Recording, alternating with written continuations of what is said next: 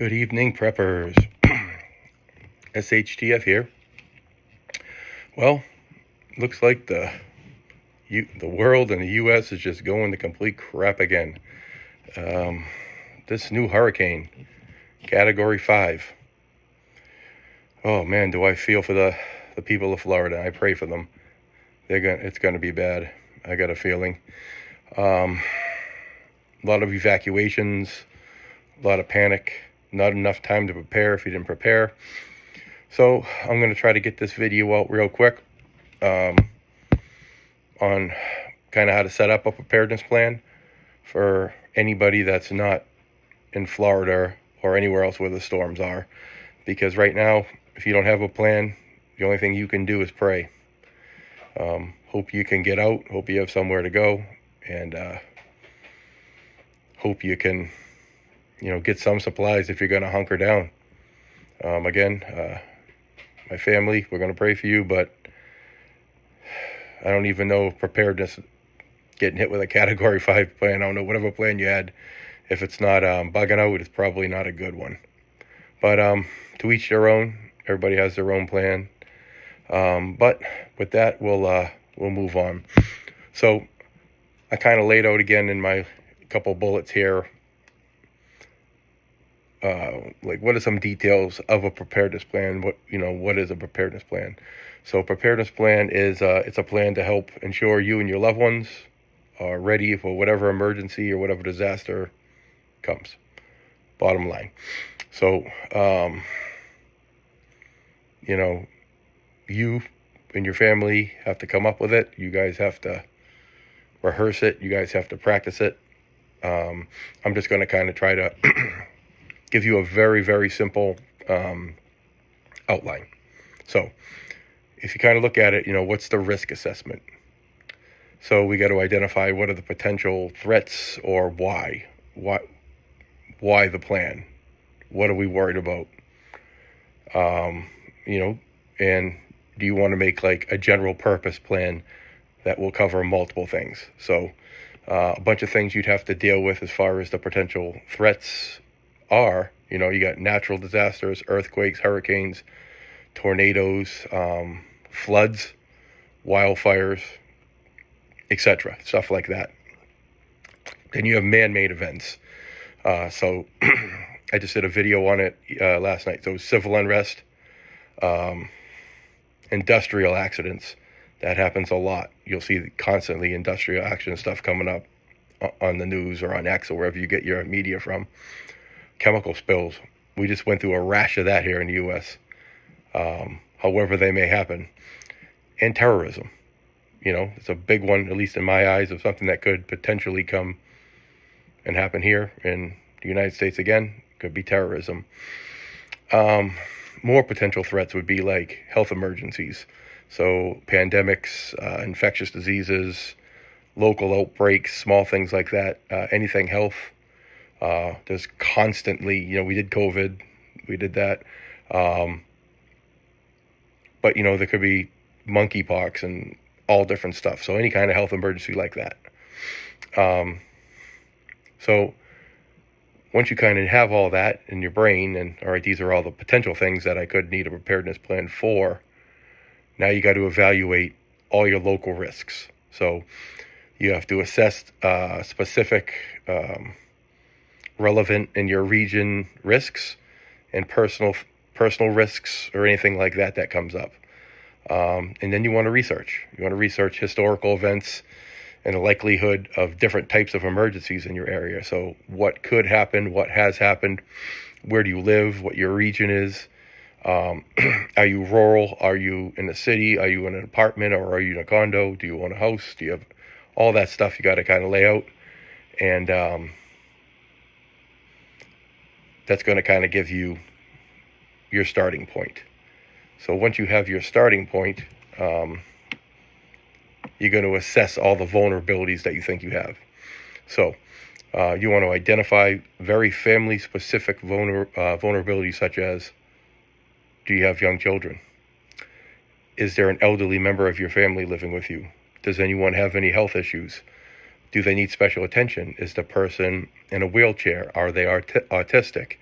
Do they have an eating disorder? Are they on high blood pressure medication? All the basic stuff that Americans deal with. You need to gather all of that information. So everything I've talked about, up to this point, all has to do with gathering that information you need in order to develop your plan. So to me, this is like your most important step. So without this, you can't even lay out everything, because whatever plan you made is really just about you. And if you have a family, you get into that. Are you being a sheep or are you being a wolf? So that's on you as a man. If you're watching this and you're a man, if you're a single mother, same thing. You a sheep or are you a wolf? Are you protecting your family or are you not? So again, everything I kind of went through at the beginning of this video, just rewind it and kind of listen to that again. That's what you got to get. You need to get that info. Okay, so enough of beating that dead horse. Let's develop an emergency plan. So when we're thinking about developing an emergency plan, it kind of breaks into a couple of things. So it could be as simple as starting with your communication plan. So a communication plan is how you're going to communicate with your family, however that is. So it could be you're going to assign everybody in your family their own role. Like you're going to, when this happens, we're going to go there. You're going to do this, you're going to do this, you're going to do this. And that's their job. And that's what they have to do. Another good thing to do is designate an out of family member or an out of your area, family member or a friend, someone that's close with you, to be the point of contact for you, for your local communications if they get compromised. So you're going to want to have somebody that is outside of your immediate family that knows your plan, that's a point of contact, and knows what's going to happen. And then you want to make sure everyone knows how to contact each other. So what are you going to do? So is it going to be texting? Is it going to be phone calls? Or it could even be radio. It could be, hey, I'm within range of a local repeater and we're all hams. I got a two-way radio and I live close to the school. Keep this in your bag. Anything like that. But typically it's going to be text or call. What are you going to do? Make sure everyone knows your ICE. So in case of emergency contacts, and they should be labeled inside of your phone. So if you have children, it should be build a plan. Here's your designated, people that are outside of your immediate area. Here's the people that are doing this. Here's the people that are doing this. And we're going to text, or we have a group chat, or we're going to do whatever, and then put their contact in. And then in that line, where the business would go, you would put in case of emergency and label it however you would want it to be. So that way, if it's an emergency and they're scrolling, oh, it's here. Or they could just, go up in the search function and search it. It's going to pull that contact right up. So that's communication. It's a very important part. Where am I going to be? How are we going to get there? Who's going to do what? Next thing is going to be where are you going to meet? So your meeting points. I always say establish 2 to 3 meeting points, a primary and alternate, and then sometimes you may want to have another one after that. So a tertiary point or something. So you're going to want to have one nearby and then one further away. And then if you're going to have a third one, depending on what's going on, then you would add that one there. So you want to have a nearby location, so outside of your house, but within your neighborhood is good for a nearby. And a far is going to be a place outside your neighborhood that's more of you can't return home. So if your plan is we're going to meet here as a family, that's what's going to happen. So if you're communicating, you're going to know which one you want to go to. If it's a calms down emergency, you should also have that as part of your plan. If it's an emergency and you don't hear from me from X amount of time when you're at your school, go here, point 1 or point 2, whichever one's closer. And then the family will rally up where they're going to go, and then you're going to have to go get that person or figure out that. You got to have a plan on what's going to happen if your primary means of communication is down, i.e. most likely texting.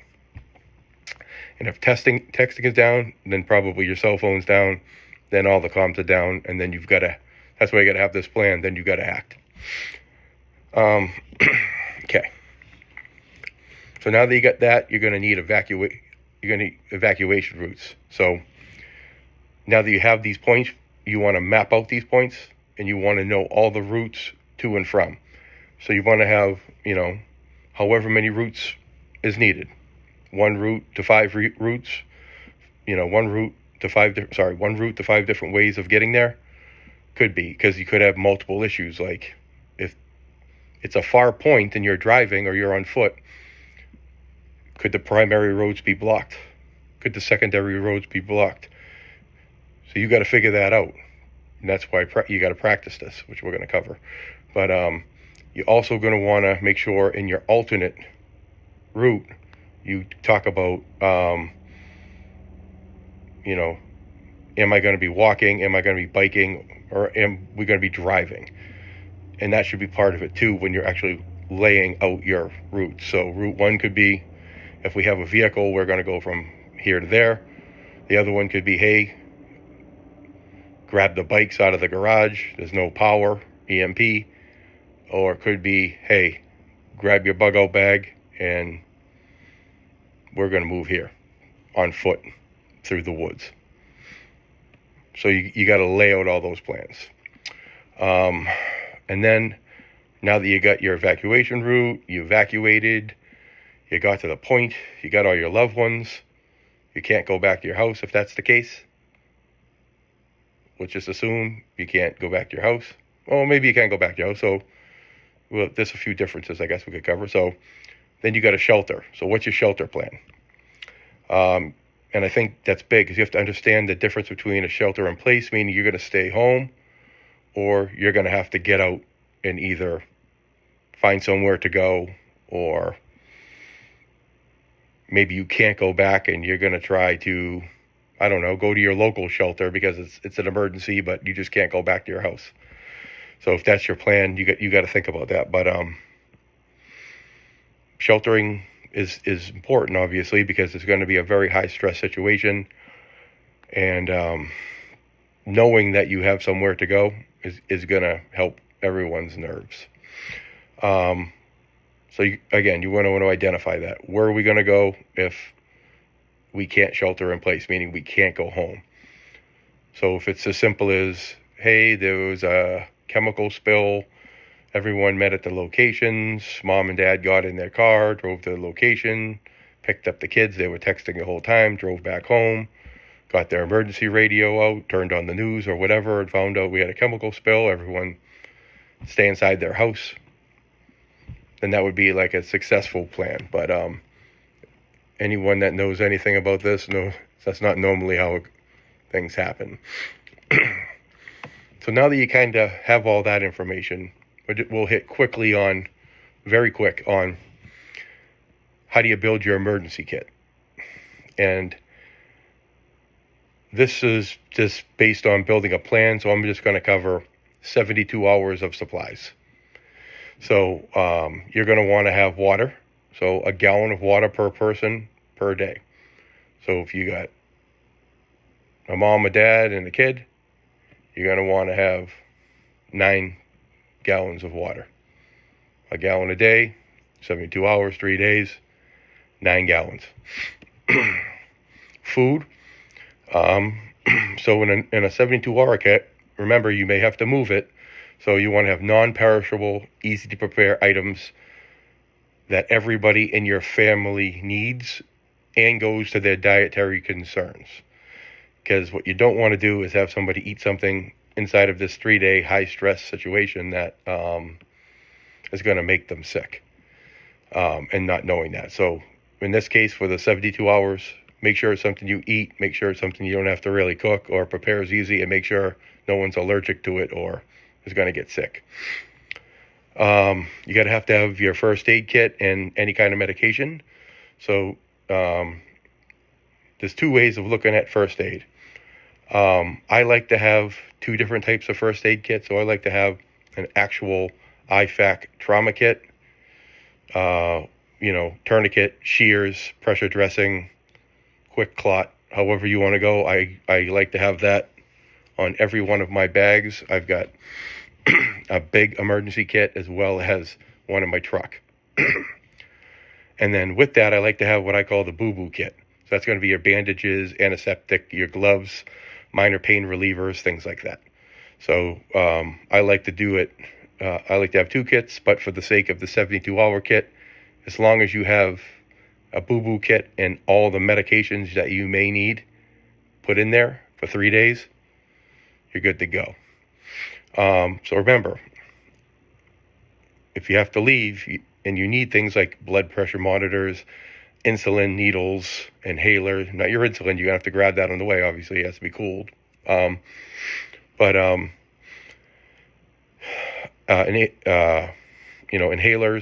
EpiPens.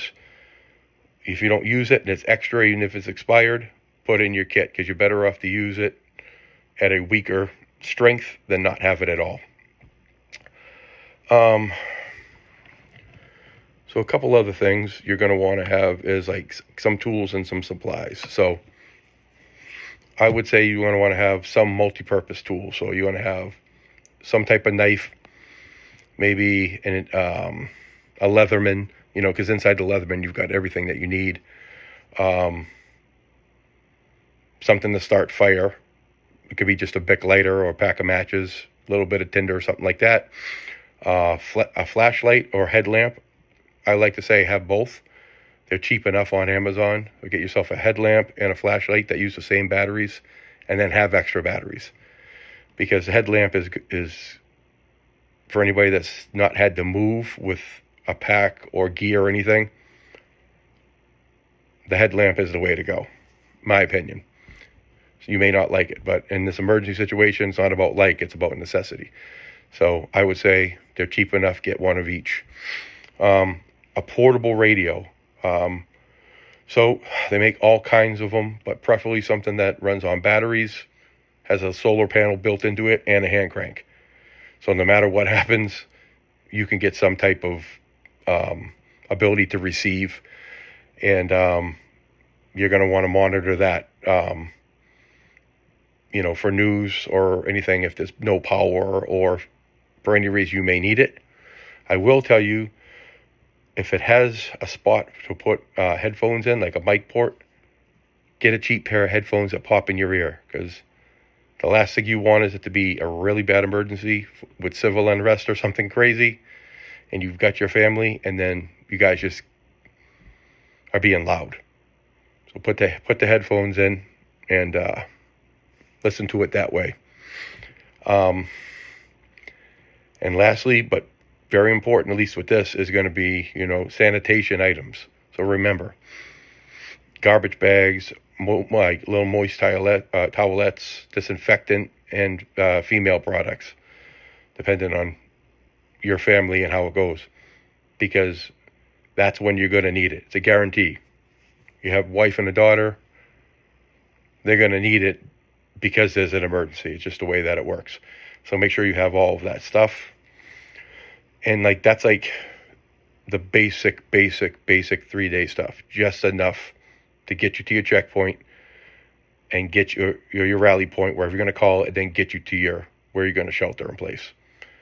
You do want to have copies of your important documents, like copies of your passport, your bank account information, insurance policies.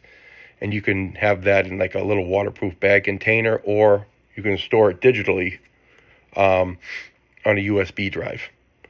And also, if you're carrying firearms with you, and say you have like a suppressor, a can, or an SBR or something, it's not a bad idea if you're storing them. Throw a copy of your tax stamp in there too, because you never know what's going to happen, All of a sudden there's an issue. Next thing you know, you're stopped by the cops. Next thing you know, you got some crazy guy in an emergency that's worried more about the length of the barrel of your rifle than he is about your actual personal health. So keep that in consideration. Also, cash. You're going to want to carry small bills and some coins, because your ATMs may not be working. You may not be able to get it. So, how much, that's up to you. Whatever you can do. $50, $100, $200. And I always like to have a couple of Silver Eagles with me too, just in case. You never know.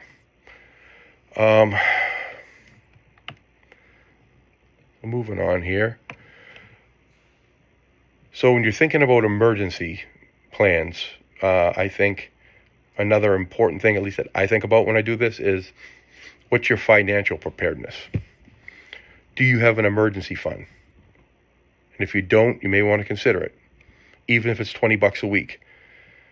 Set aside enough cash to kind of build up, and so that you have money in case you're without work, something happens, you have to pay for your basic bills, or when you are in that shelter, so it could be the shelter is the hotel down the road, you got a room, can you pay for it now?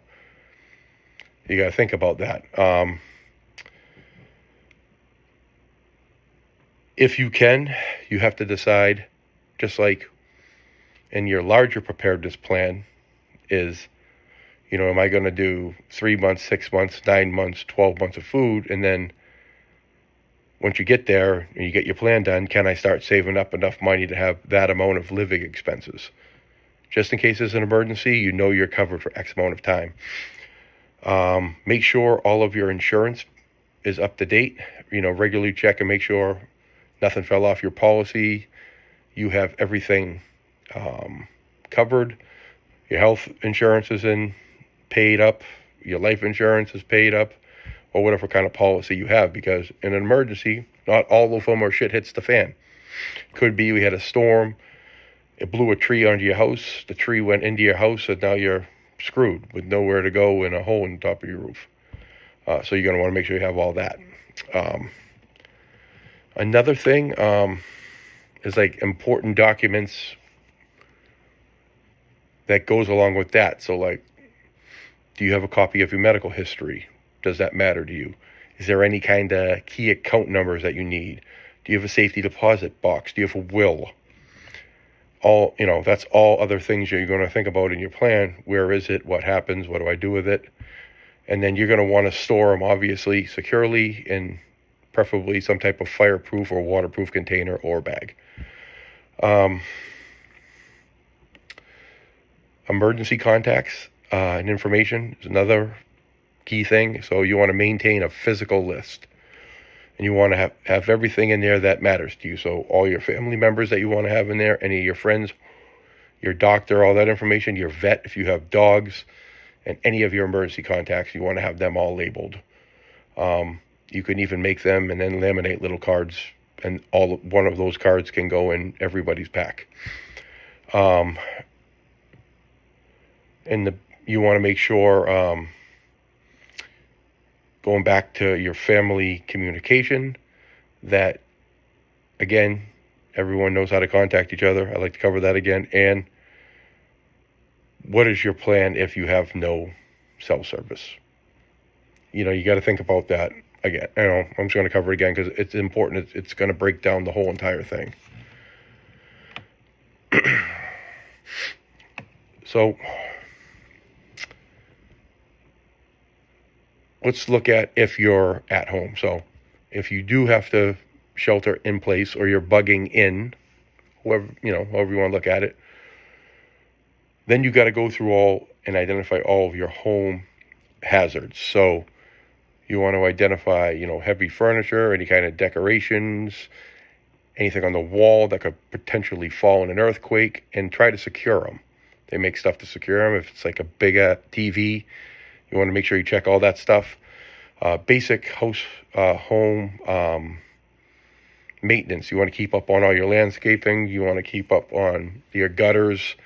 Make sure you're not going to have, in a storm, anything that's going to give you risk, and then maintain, all of your property. That way, if there is some type of storm or damage, you're minimizing that because you didn't let it go, and then it just blows off your house when you could have just secured it easily. in-home safety equipment like smoke detectors, carbon monoxide detectors, fire extinguishers. You should at least have one fire extinguisher in the kitchen. Your house is set up, so if you have any other key areas, you also are going to want to do that. And make sure the batteries work, and make sure you test them. And then you're going to want to think about like special considerations depending on your situation. So you got children. What are you going to do?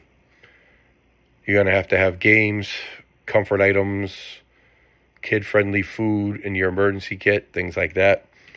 Make sure they're going to eat. So again, your levels of preparedness. But for the 72 hours, go back in the video and listen. Just have that. Whatever they eat, doesn't matter. Doesn't matter if you normally give it to them or don't. That's the time when you want them to eat what they're going to eat, and they're going to calm down. Pets, so you want to prepare your pets by making sure they also have enough food that you're going to be there. They have water, and then you have all their other stuff they need and know where it is. If they have medication, make sure you collars, leashes, basic stuff you would do anyway. You want to make sure you have with your pets. And then if you have any elderly or disabled family members, you want to make sure you have their mobility aids, any of their extra medication, and a specific plan for their evacuation if you have to evacuate. So you take your plan, that's tough enough to make, and now you got to add this next layer and say, well, you know, Dad stays with me and Dad's in a wheelchair, and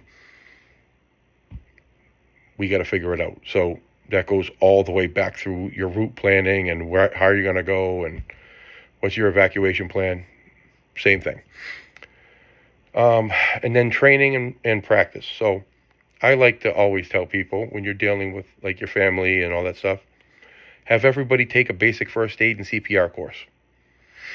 It's a great place to start. It's good, you know, family morale. Everybody learns something. And then if you need it, you all can cover each other and have that. You're going to want to do drills, and you're going to want to practice on your evacuation plans. And, you know, doing them every couple months is good, even if it's like 6 months, even if you do it twice a year.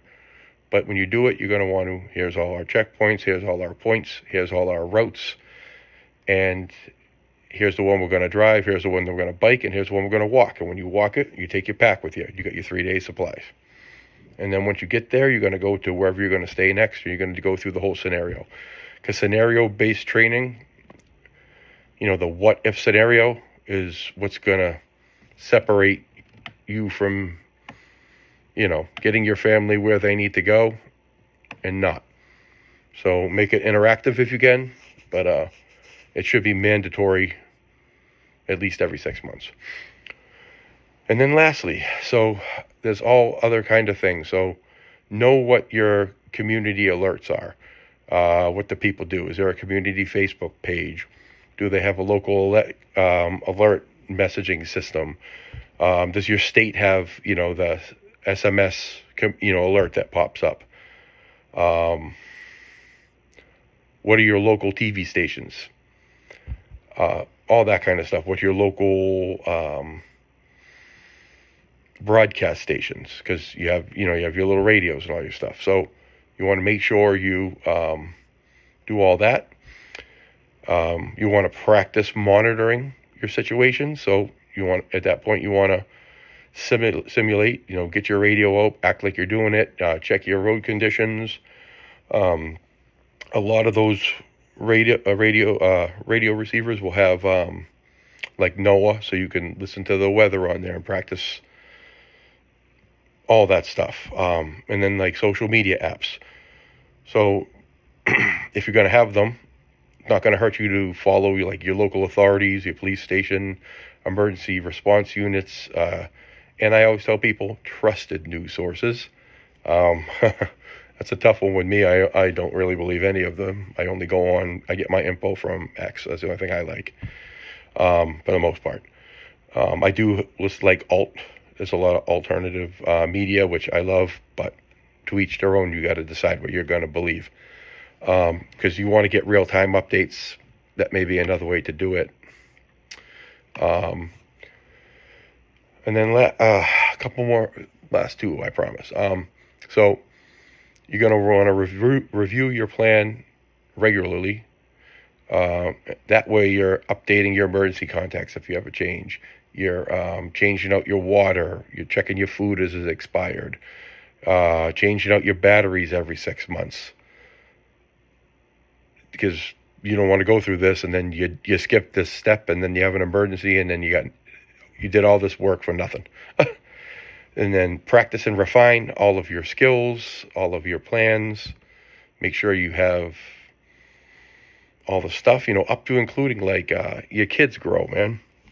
So like if you have little bags for everybody and you got clothes in it, does the clothes fit? That's why you got to check it. Do the pair of boots you bought them for this situation still fit? So every couple of months you got to check. And then I would say, hold a family meeting on this, and that you're going to have to set that time up. If you're doing these drills every 6 months, it's a perfect time. You do all your drills, you check everything, and then you do a real family meeting where you reflect on everything. You talk to everybody, you talk about updates, you make sure everybody's on the same page, remind everybody what their roles are, make them regurgitate all the stuff back to you, where all the checkpoints are. That way, it's always in their head. And then community involvement. Do you have like a local neighborhood watch? Do you know your neighbor? Do you know who they are? How many kids they have? All that kind of stuff. It's not a bad idea to get involved in that. And then you could do some volunteering around preparedness. So you can, any kind of local organization. You could do CERT, community emergency response teams. They do a lot of training on this kind of stuff that will give you more advanced emergency skills. There's all kinds of classes you could take. It's not a bad idea to take it as a family. So that's pretty much it. So we kind of talked about what your readiness plan is going to be. We talked about all the training, all the stuff, a brief overview of how to do it. And it's important, There's so many things going on in the world right now. There's so much crazy stuff going on. This is like intro to preparedness. So if you're not this far, you're not doing your family a just service. I can't stress how important it is to do this and then build off it into your 90-day food storage plan. 6 months. You should have 6 months of supplies at your house. And then, you grow from there, and then you get more advanced in it and you get better equipment because you never know what's going to go. We have an election coming up. Is that going to be a disaster? A lot of people think it is. Are we going to have civil unrest everywhere? A lot of people think we are. Is there going to be a mass casualty event? A lot of people think there is. It just depends on what you want to believe. But if you have a solid preparedness plan, it really doesn't matter. So with that, if you made it this far, thank you. Please, like I said, I'm a newer channel. Please like and subscribe. That'd be awesome. I'm really trying to grow and get some info out there. It's going good so far, I think, But so if you like what I'm saying, like or subscribe, comment. If you comment, I will reply. Not to everyone that doesn't put something down that's just ridiculous or just trying to make fun of me or say something stupid.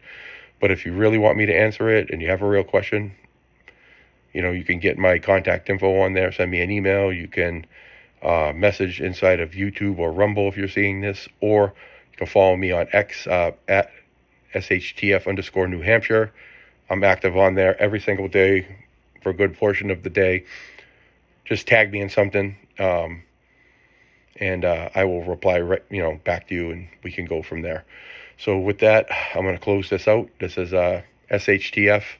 Keep prepping.